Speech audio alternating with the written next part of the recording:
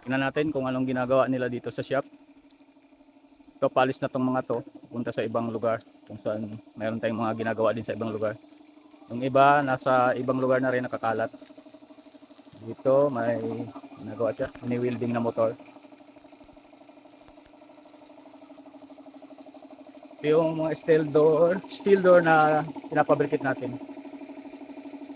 Pinaprimeran natin yan ng epoxy primer, gray. Pero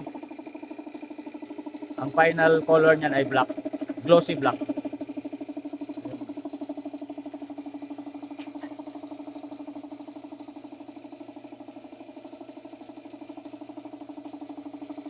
Saka yung isang window grill na ina-assemble natin. 16mm ang ginamit natin dito na square bar. At yung pinaka-design niya ay 1/4 by 1. Kaya napakatibay nito. Double framing yan, may hinges at mayroong pwedeng paglagyan ng padlock kung sakaling gusto niyang buksan. Yung isang steel door nandito, yung pangalawang steel door natin, pa-primeran din to kasi i-install na natin to by the following day.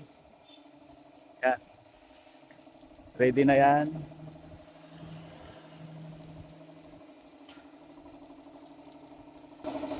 At may screen pa yan, may double screen pa yan na ilalagay natin dito sa steel door nito.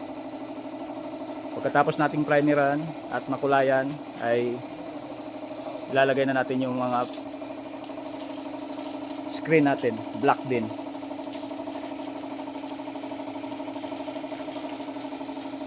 Ang tibay nito, oh. Rectangular tube ang ginamit natin, 2x3. 2.0 mm ang kapal. Ito mga square tube yung naka-vertical. At 1 inch by 1/4 yung flat bar na design. Yan yung mga yung lock nya. Bubugahan natin yan ng epoxy primer bago pipinisan ng black. Yan. Yan yung ginagawa natin.